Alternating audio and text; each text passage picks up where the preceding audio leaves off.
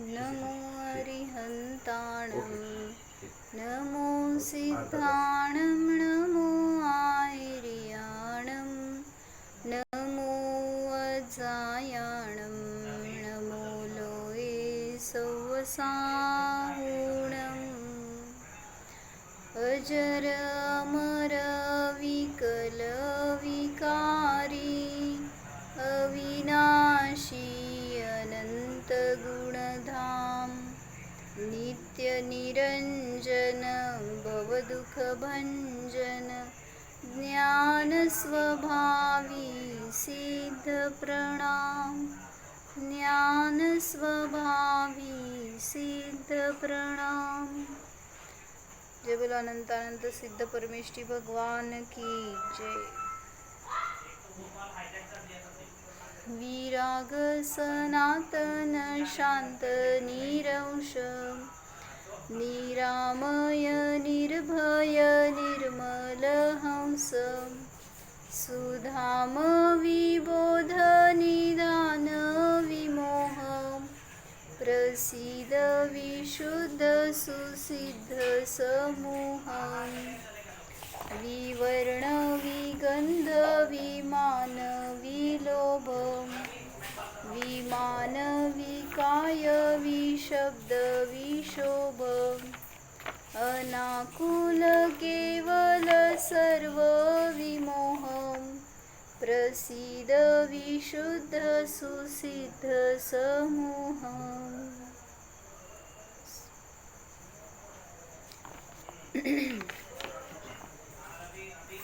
इकडे या मनोज।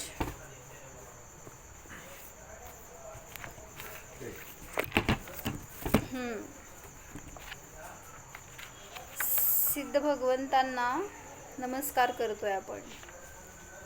तर नमोकार मंत्र म्हणत असताना सिद्धांना काय पंचपरमेष्ठींना नमस्कार केला।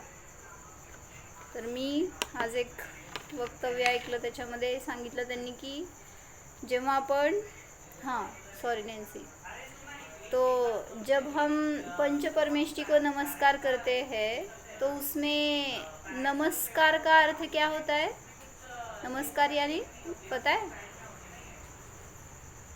नमस्कार यानी क्या होता है अर्थ? सबको पता है आज यहाँ पे शायद। नमस्कार यानी क्या होता है? नमन आपके अंदर की। नहीं, नमस्कार यानी क्या होता है? नमन करना। नाही, तुमची तो बँड शिष्य आहे आता, तुम्हाला माहिती आहे सगळं। शिल्पा भाभी, नमस्कार म्हणजे काय?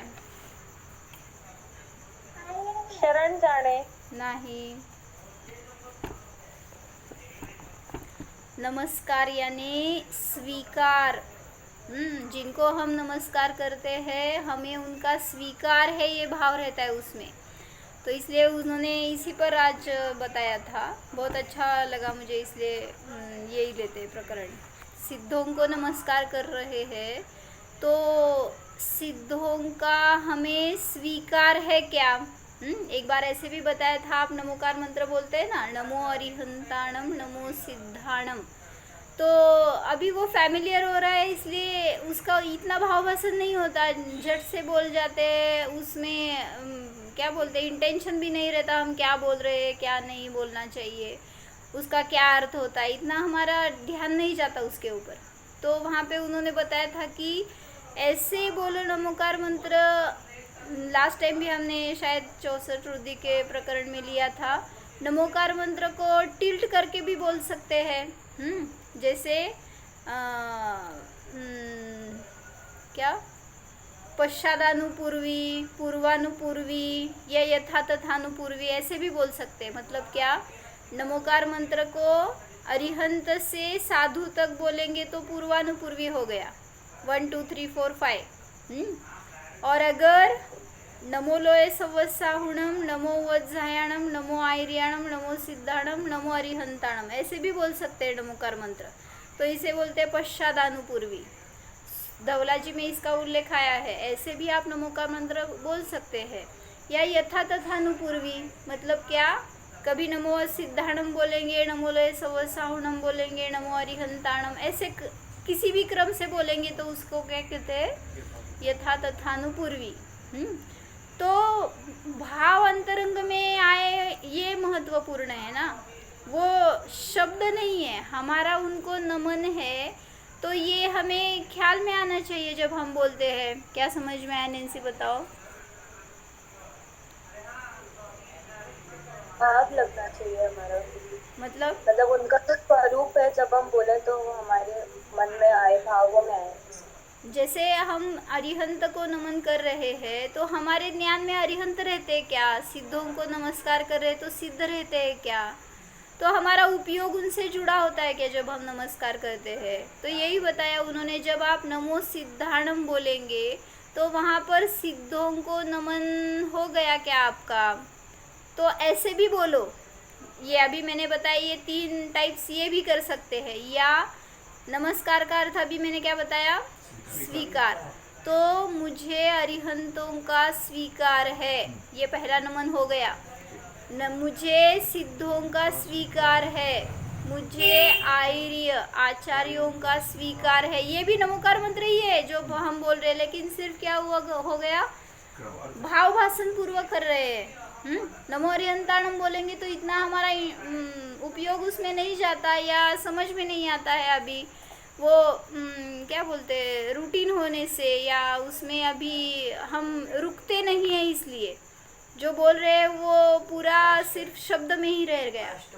हाँ, नहीं स्लो भी बोलेंगे तो भी काय म्हणायचं, हाँ कॉन्सेंट्रेशन नहीं रहता, या फिर हाँ ऐसे बोलते ना। अभी आप कैसे बोलते? नहीं ना, वही हो रहा है आज। हम जब नमस्कार करते हैं, भगवान का स्मरण करते हैं, तो सिर्फ शब्दों में ही रह गए हैं भगवान, हमारे ज्ञान में आते ही नहीं है। जब मंदिर में जाते हैं, नमन करते हैं, तब कितना सच में बताओ कि अरिहंत सिद्ध आचार्य उपाध्याय साधु आपको सब दिखे, उनको आपने नमस्कार किया या सिर्फ शब्द बोल के आ गए? उसके लिए टाइम देना पड़ता है थोड़ा सा, तो भले ही 5 मिनट हो, उतना भी टाइम अगर हम सीरियसली देते हैं तो हमें समझ में आ सकता है। लेकिन हम क्या करते हैं, हमें इतनी जल्दी रहती है कि भगवान का मुख भी नहीं देखते लोग। ऐसे मैं कल पूजन करने बैठी थी आदिनाथ जी मंदिर में, और वहाँ से एक कोई कॉलेज के लड़के थे, लड़कियाँ थी, कोई पता नहीं मुझे, तो इधर से आ गए, नमस्कार करके उधर से निकल भी गए। क्या देखा, किसको नमस्कार किया, 1 मिनट भी नहीं बैठे वो ऐसे। मतलब मुझे उनका कुछ बोलना नहीं है, उनको सिर्फ बताना है कि ऐसी भी स्टाइल रहती है। अभी अगर आप एक 10-15 मिनट ऐसे ही बैठेंगे ना मंदिर में, ऐसे अनेक लोग दिखेंगे, उनके अनेक टाइप्स के नमस्कार दिखेंगे। हाँ, मतलब ये सभी नए विधि चल रहे हैं आजकल नमस्कार के। तो वो विनय है, वो करेंगे ठीक है, लेकिन जो विधि पूर्वक नमस्कार है वो भी करना चाहिए। वो करते हैं क्या? हमें मंदिर में जाने के बाद बहुत जल्दी रहती है बाहर आने की, लेकिन मोबाइल पर बोलते टाइम पे, घर में कुछ भोगते हैं, कुछ बातें करते, किसी से मिलते, तब वहाँ पे नहीं जल्दी रहती। लेकिन भगवान को मिलने के लिए हमारे पास टाइम नहीं रहता। तो यहाँ भी इसलिए बता रहे कि ऐसी लैंग्वेज में भी आप नमस्कार कर सकते हैं कि मुझे अरिहंतों का स्वीकार है, मुझे सिद्धों का स्वीकार है, आचार्यों का स्वीकार है, ऐसे बोलो तो भी वो नमोकार मंत्र ही है। या और अलग लैंग्वेज में बताया उन्होंने, क्या बताया कि जिसका हमें स्वीकार होता है उसका हमें विरोध नहीं होता। क्या समझ में आया? मला अरिहंतांचा स्वीकार आहे, सर्वज्ञ आहेत ते, वितरागी आहेत, तेच खरे देव आहेत, हे मला मान्य आहे, म्हणून मी त्यांना नमस्कार करतो, आणि ते जे काय सांगतील ते मला मान्य आहे, म्हणून त्यांचा स्वीकार आहे मला। आणि मग जिथं स्वीकार आहे तिथं विरोध असतो का? म्हणजे त्यांनी जे पण सांगतील ते मला मान्य। त्यांनी सांगितलं परिग्रहामध्ये सुख नाही, मान्य आहे?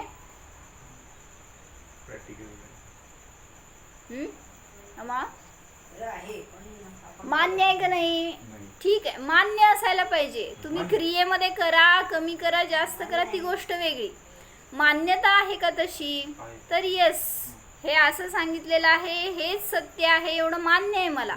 माझ्याकडून पण तसं आचरण व्हायला पाहिजे हे पण मान्य आहे, पण मी करू शकत नाही, ही माझी चूक आहे. हाँ तो ऐसे हमारी परिणति होनी चाहिए कि जो भगवान ने बताया वो सब सच है, वही सही है और वो मुझे स्वीकार है. तो मुझे बताना था जहाँ पे हमें स्वीकार होता है वहाँ उनका विरोध नहीं होता.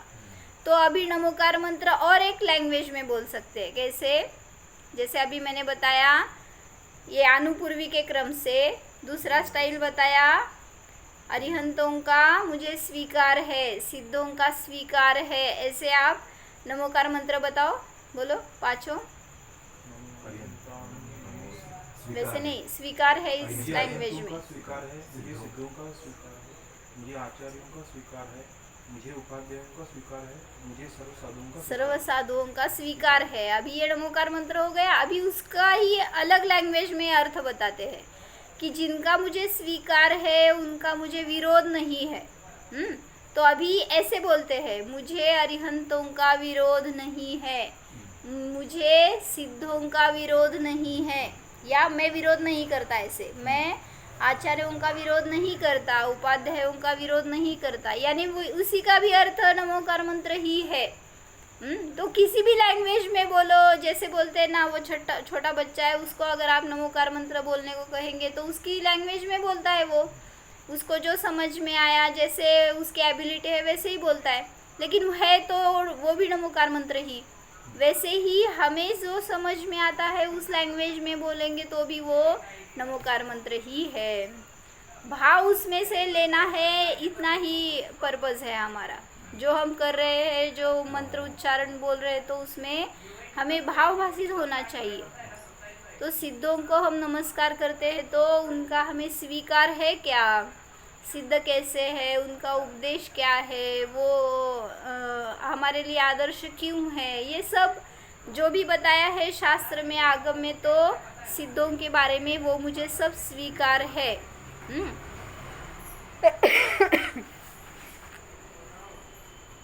तो यहाँ पे बताया कि आगम में जैसे समय सार जी का मंगलाचरण क्या है, पता है? समय सार जी का मंगलाचरण बोलो नैन्सी. नमः समय सारा है बोला. नहीं, पंडित तू सव्व सिद्धे. हाँ, पंडित तू सव्व सिद्धे दुवा मचला मड़ो. ऐसे बोल. अच्छे से बोलो ना, अच्छे से बोलो ना, अच्छे से बोलो ना. मिनवस सदकेवली बनिता. कोण आहे ते? भावसित झालं का? पहिल्या शब्दात निघालेलं शेवटच्या शब्दालाच थांबलात.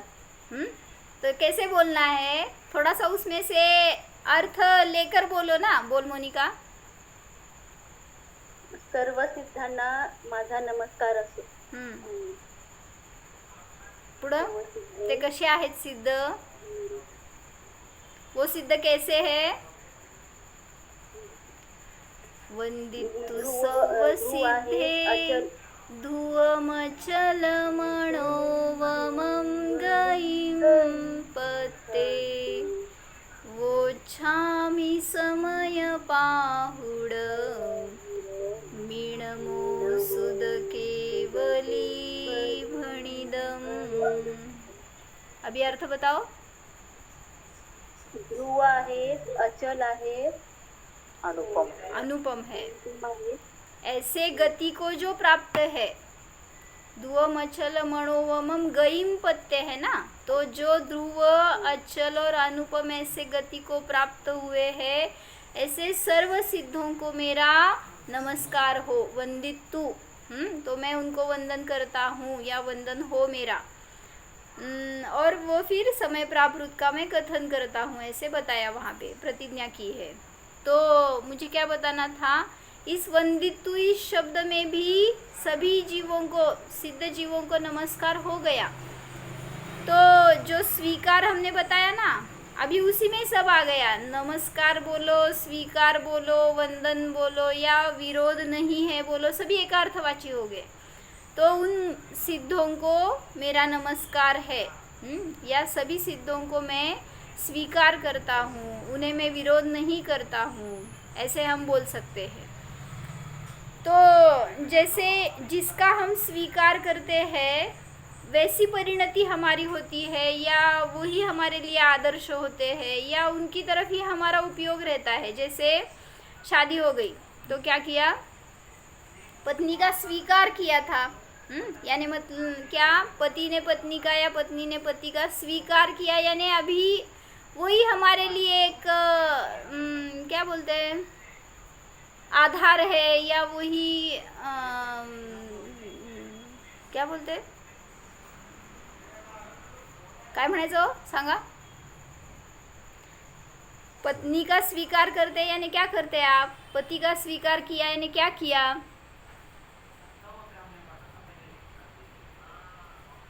उनकी अधीनता ली है ऐसा बोलो, या उनका सहचारी लाइफ टाइम के लिए, हाँ तो साथ रहने का, लाइफ टाइम के लिए उनके साथ रहने का, लाइफ टाइम के लिए साथ रहने, प्रतिज्ञा की है ऐसा कुछ, ऐसा ठीक है। नहीं मुझे ऐसा बताना था कि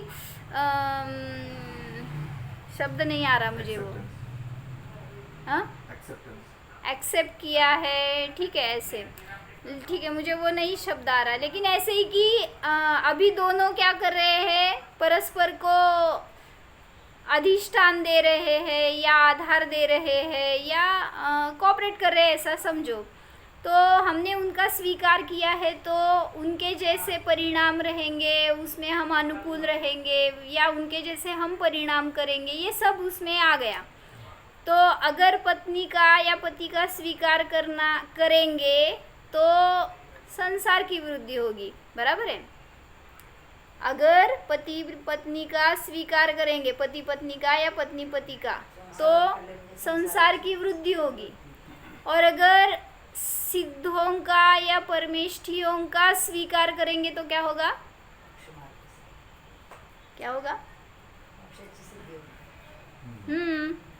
मतलब संसार की वृद्धि होगी पति पत्नी से, और सिद्धों का और पंच परमेष्ठियों का स्वीकार करने पर मोक्ष की सिद्धि होगी या संसार का नाश होगा।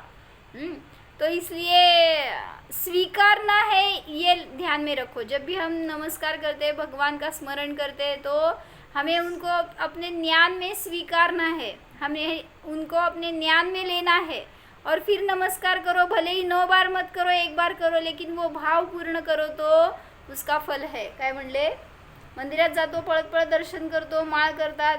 आता मी तर ते कासार मंदिरमध्ये एक नवीन बघितलं, काय, हाँ, तो वैसी स्टाइल है अनेक जगह पर। क्या करते हैं लोग, वो जपमाल लेते हैं और भगवान को प्रदक्षिणा देते हैं। टाइम पे वो एक प्रदक्षिणा हो गई तो 1 मणि, ऐसे 108 बार प्रदक्षिणा देते हैं। उससे क्या होता है, ऐसे क्यों करना है, जो करते हैं उनको मारो।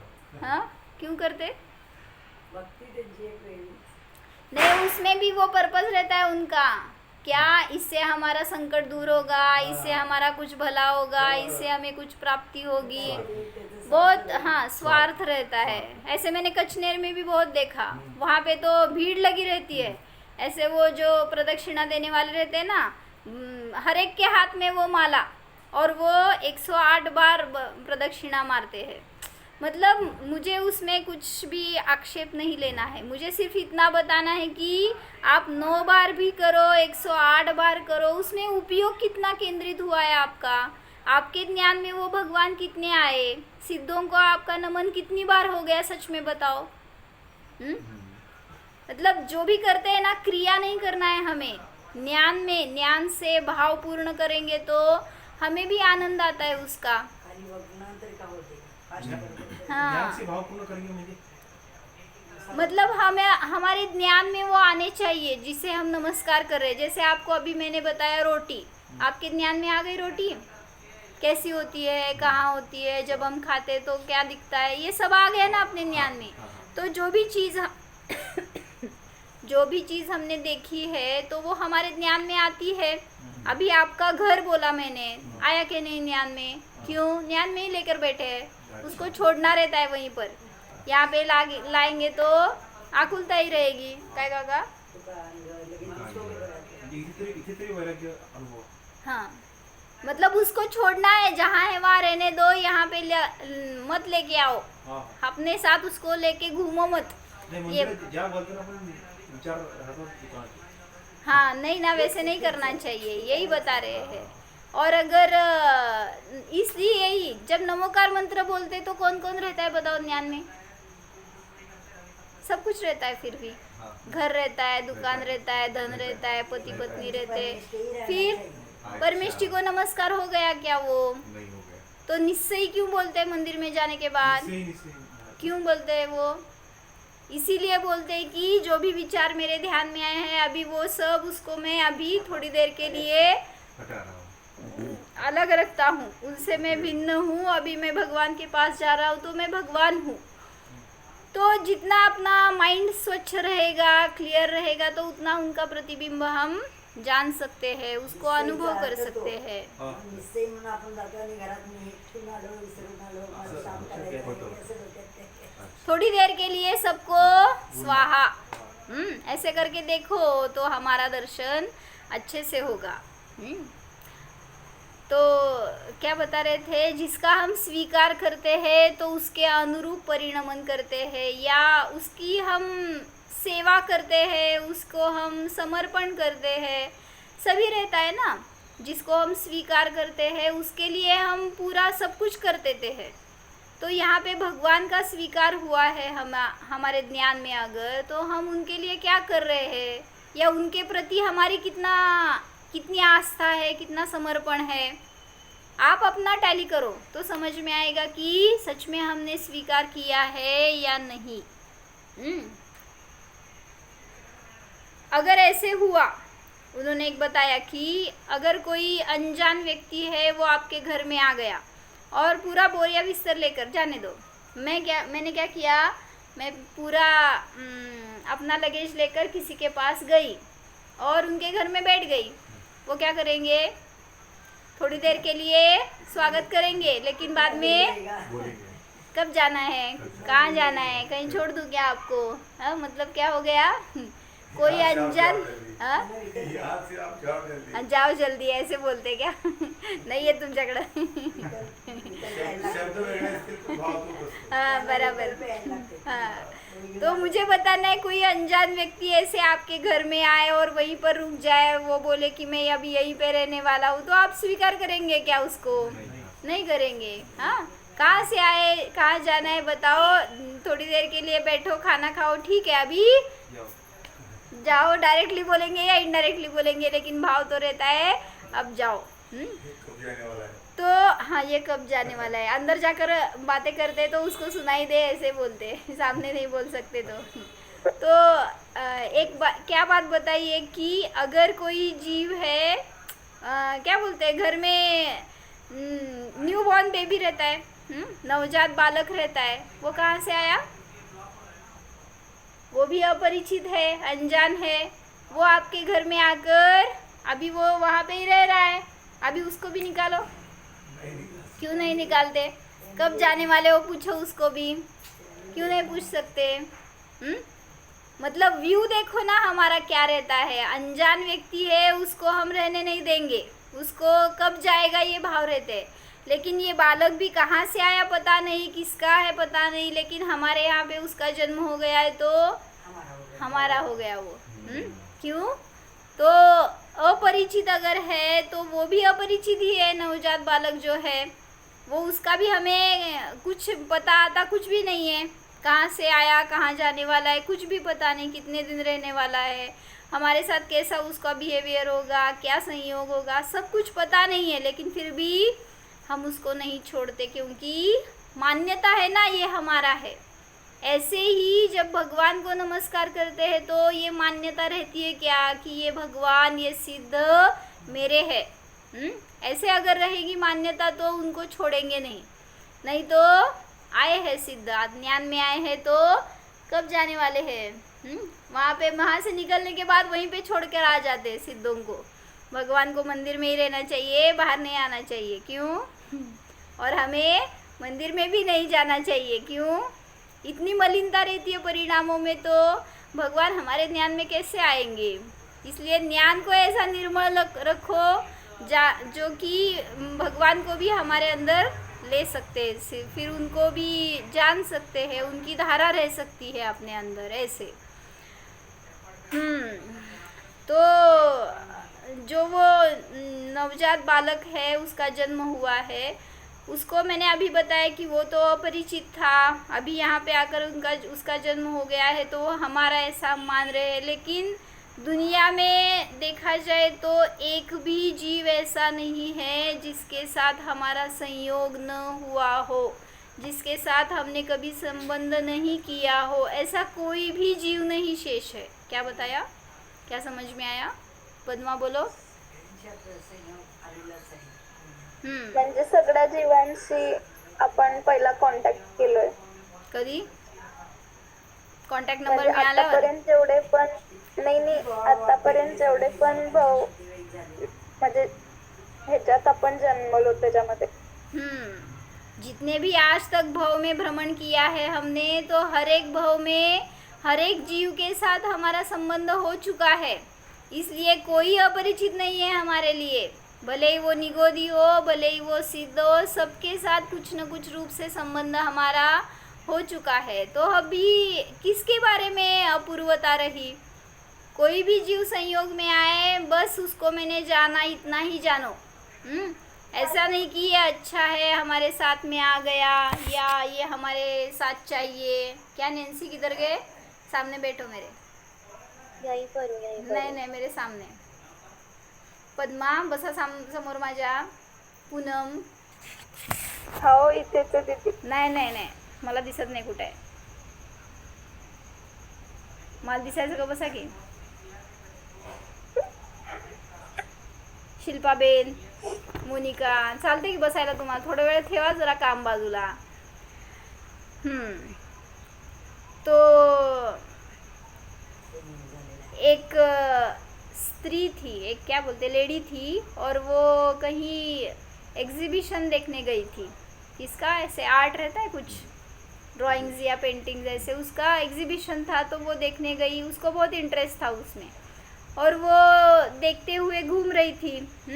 तो उसको इतनी उसमें आनंद आ रहा था, इतना या इतनी तल्लीन हो गई थी कि हर एक चित्र को बहुत सूक्ष्मता से देखते आगे जा रही थी। क्या बोलते? कंसंट्रेशन से देखते देखते आगे जा रही थी। उसको कुछ भी पता नहीं है आजू बाजू में कौन है, क्या चल रहा है, कुछ भी नहीं। सिर्फ एक के बाद एक वो ऐसे पोस्टर्स देखते आगे जा रही थी। तो सभी के प्रति उसके एक्सप्रेशंस थे, ये कितना अच्छा है, यहाँ पे ये कितना अच्छा बनाया है, ये किसने बनाया, ऐसे। तो एक जगह आकर वो रुक गई और वहाँ पे जो चित्र था वो देखकर वो हैरान हो गई, घबरा गई और चिल्लाई कि कितना गंदा चित्र है, ये किसने बनाया है। तो जो बाजू में थे ना देखने वाले, तो उन्होंने बोला कि एक्सक्यूज़ मी, ये चित्र नहीं है, ये आईना है। Oh my God. क्या हो गया? समझ में आया कि नहीं?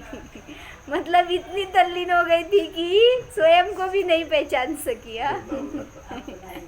तो हम स्वयं से ही अपरिचित है, ये बताना था मुझे। सभी परिचित हो गए, लेकिन दुनिया में कोई ऐसा नहीं है जिससे हमारा संबंध नहीं हुआ, लेकिन हमारा ही हमसे संबंध नहीं हुआ है आज तक, इसीलिए भटक रहे हैं। तो उनको देखते हैं पंच परमेष्ठियों को, तो अपना स्वरूप हमें ध्यान में आना चाहिए। मैं भी वैसा हूँ ऐसा जानना चाहिए। तो जो सर्वज्ञ है, वीतरागी है और हितोपदेशी है, वो ही सच्चे देव है। उनको छोड़कर कोई भी अपना देव नहीं है। क्या बताया मैंने? जो वीतरागी है, सर्वज्ञ है और हितोपदेशी है, वही हमारे सच्चे देव है, बाकी कोई भी नहीं। कौन कौन से देव है आपके बताओ? सिर्फ 24 देव। और पंचवटी।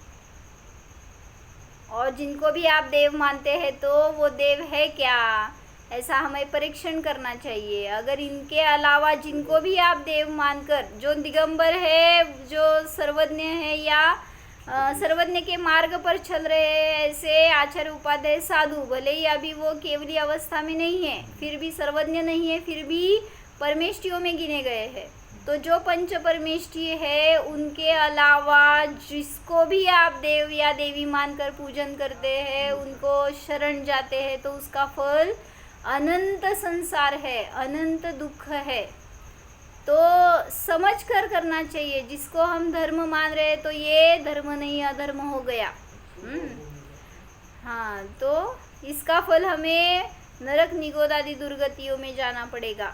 इसलिए पहले निर्णय करो स्वाध्याय से कि जिसको हम दर्शन कर रहे हैं, जिसको हम देव मान रहे हैं, वो वास्तविक देव है क्या? उनको छोड़कर जो कोई भी है वो सब उनके सेवक है, कुदेव है, अदेव है, सब ये मैंने दिया था टॉपिक। तो निर्णय हमें करना है। तो जैसे मैंने अभी बताया कि सबका परिचय किया है, सबका निर्णय किया है, लेकिन इस संसार में मैंने आज तक अपना ही निर्णय नहीं किया, इसलिए अभी घूम रहे हैं। पंचम काल में क्यों जन्मे आप? क्यों जन्मे? क्योंकि पहले अपना स्वरूप नहीं जाना सच्चा, सम्यक दर्शन की प्राप्ति नहीं की, मिथ्यात्व सहित आए हैं, इसलिए तो यहाँ पे जन्मे हैं। लेकिन मिथ्यात्व सहित मरना नहीं है हमें, इसका निर्णय करो। जो भी हम कार्य करें लाइफ में करो, लेकिन उससे पहले सम्यक दर्शन की प्राप्ति करो। मैं कौन हूँ, मेरा स्वरूप क्या है, मैं कहाँ से आया हूँ, कहाँ मुझे जाना है, ये सब इसका निर्णय करो ना। क्या बोलते हैं? बोलो अपूर्व अवसर पे। परिचित रहना चाहिए।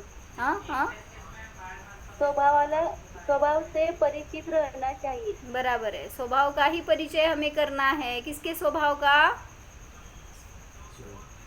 का। हाँ, वो पहले उसका निर्णय करो। हमने आज तक परद्रव्य के ही स्वभाव का विचार किया है, उसी का निर्णय करते बैठे हैं, लेकिन स्वयं का निर्णय नहीं करते, तो इसीलिए घूम रहे हैं अभी। तो यहाँ आए हैं तो सम्यक दर्शन के अलावा हमें कुछ भी शरण नहीं है, उसी का पर्पस होना चाहिए, उसी को फोकस करो और उसके लिए ही अपना सारा पुरुषार्थ करो। तो कल हमने क्या देखा था? भगवान कैसे है? विलोभ स्वरूप है। तो लोभ यानी क्या होता है? लोभ पाप का बाप बखाना, ऐसे बताया ना। लोभ क्या होता है? पाप का बाप रहता है। सभी पापों का मूल है लोभ। या कल हमने बताया था चारों कषायों में लोभ गर्भित होता है। नैना काकी काय सांगितले? क्रोध का करतो त्याच्या मागं लोभ असतो, मान का करतो त्याच्या मागं लोभ असतो, मायाचारी का करतो त्याच्या मागं लोभ, आणि लोभाच्या मागं तर लोभ आहेच। तो कल हमने देखा था ना, शरीर का लोभ करते हैं, कुटुंब का लोभ करते हैं, प्रतिष्ठा का। कषायाच्या मागं लोभ म्हणता येईल का? हर एक कषाय के पीछे लोभ है। कल हमने घटाया था यही सब। जैसे हम मिथ्यात्व के साथ लगाते हैं ना नौ कषाय भी, तो वैसे ही यहाँ पर भी लगा सकते हैं। क्रोध मान माया लोभ के साथ सभी 9 कषाय लगा सकते हैं। तो लोभ के साथ लगा के दिखाओ मुझे। जहाँ पे हास्य है उसके पीछे भी लोभ रहता है। कैसे बताओ?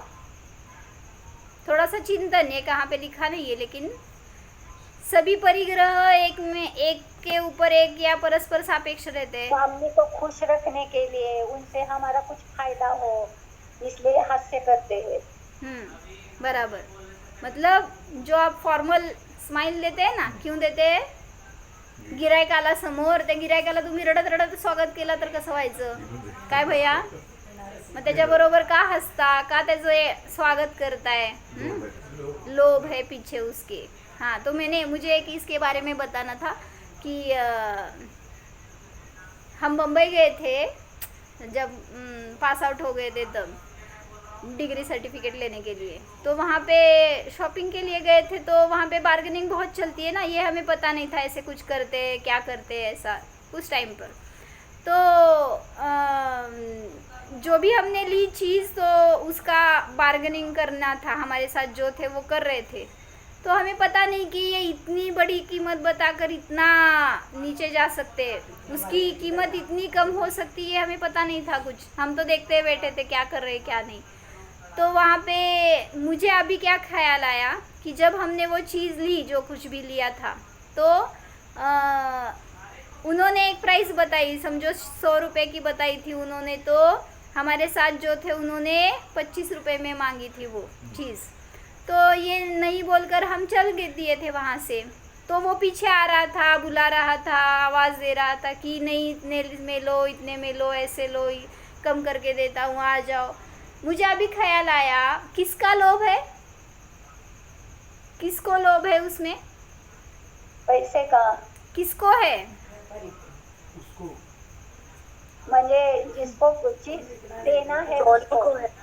हाँ, उसको भी है और हमें भी है ना। हम क्या कर रहे हैं? है कि, हाँ। आप उसकी तरफ ही देख रहे हैं, अपनी तरफ नहीं देख रहे। दोनों को है। हाँ, मतलब मुझे बताना था कि हम भी क्यों ऐसे कर रहे हैं बिहेव, जैसे वो जो बता रहे वो दाम नहीं दे रहे, क्यों ऐसे कर रहे हैं? क्योंकि हमें धन का लोभ। लोभ है, हाँ, और वो क्यों पीछे पड़ा है कि नहीं ले लो, क्यों? पैसे का लोभ। उसको भी धन का लोभ। मतलब देखो ना, दोनों तरफ देखो।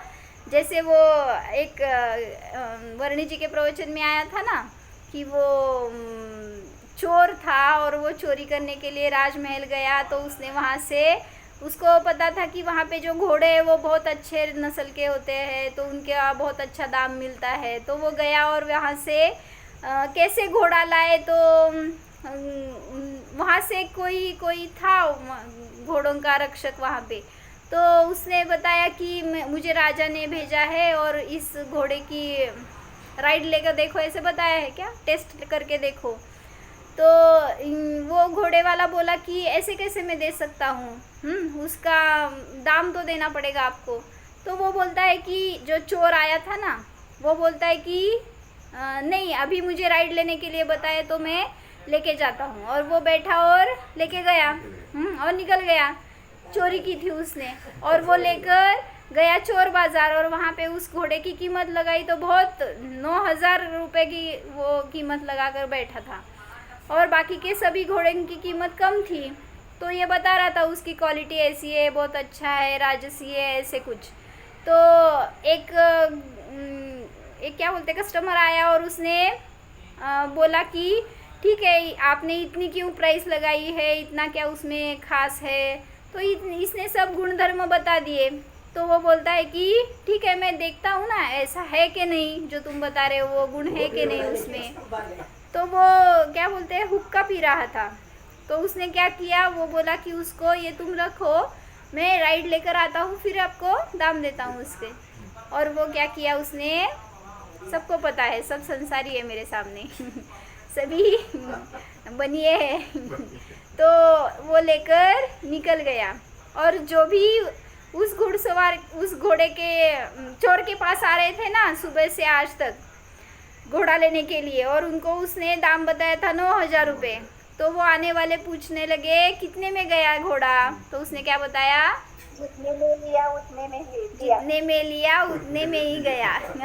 हाथ में रखा हुक्का, तो हुक्का, ये 25 पैसे का हुक्का मुझे मिला है, ऐसा उसने बताया। मतलब क्या हुआ, लोभ किसका किया और किसका फल मिला? तो दोनों तरफ से लोभ रहता है, ये मुझे बताना है आपको। जो कस्टमर है उसको भी लोभ रहता है, और जो बेचने वाला है उसको भी लोभ रहता है।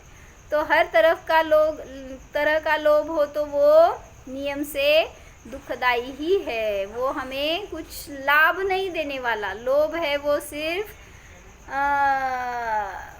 बुरा ही होगा लोभ से।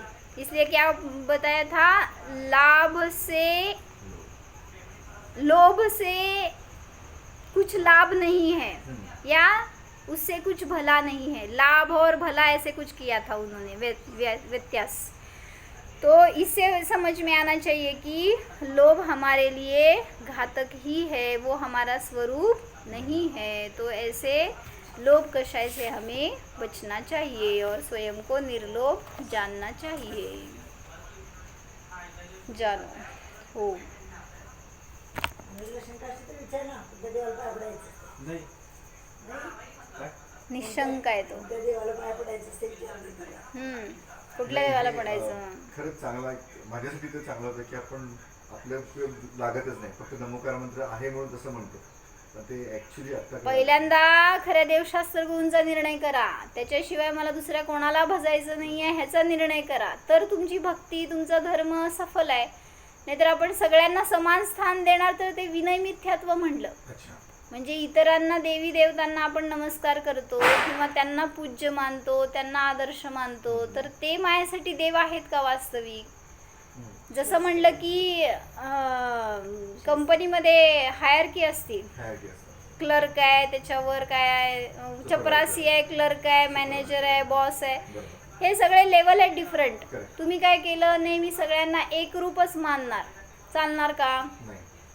म्हणजे म्हणायचंय तसं तुम्ही अन्य देवी देवतांना नेऊन सर्वज्ञांच्या लेवलमध्ये ठेवताय आणि त्यांच्याप्रमाणे पूज्यता देताय, तर वास्तविक ते देव नाही आहेत, ते सुद्धा भगवंतांचे भक्त आहेत. भक्त. आणि मग तुम्ही त्या भक्तांना देव करायला लागल्यावर कसं व्हायचं?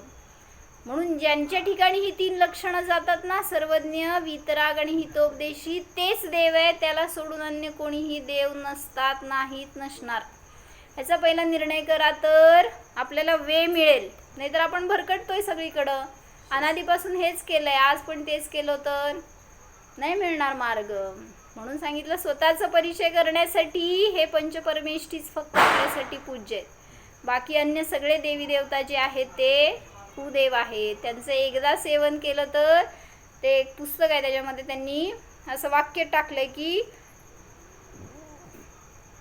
1,00,000 परस्त्री सेवन केल्यावर जितकं पाप लागतं त्याच्यापेक्षा 4 पटीने पाप एका कुदेवाच्या नमस्कारामध्ये लागतं. काय समजलं?